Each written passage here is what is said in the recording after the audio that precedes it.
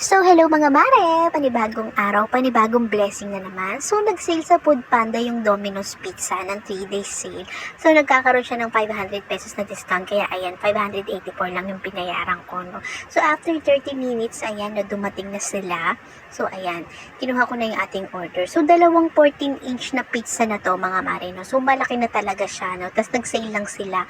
Parang naka-discount ako ng 500 pesos na, voucher sa Pizza Pie, ayun. So, ito naman is American Cheeseburger na in-order ko. Then, ito naman is Extravaganza. So, malaki siya mga mare, no? Kasi 14-inch pizza siya. So, hindi lang halata sa picture, pero malaki talaga siya, no? So, ayan, nakakaano, diba? Tapos, meron siya akong in-order na cheese sauce. Tapos, ito naman is mayo. Tapos, may kasama siyang ketchup. So, ayan yung itsura niya, no?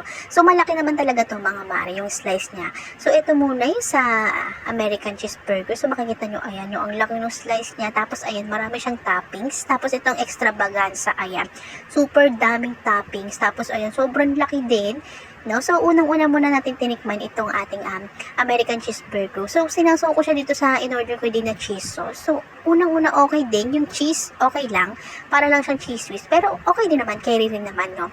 Masarap siya sa totally. Tapos, sumunod is itong mayo. Akala ko nung una, garlic mayo to or ranch mayo. Pero, normal na mayo lang pala siya, mga mare, no? Pero, okay din naman. Pwede rin siyang i-ano sa pizza. So, ayan, no, overall, ayan yung pagkain namin. So, ayan, nasarapan din naman ako kahit mayo lang to. No, masarap siyang isama din sa cheeseburger na pizza. No? Then, after nun, tinikman ko naman itong ketchup. So, ito is tomato ketchup naman siya, mga mare. So, okay din siyang i-ano sa pizza, mga mare, no?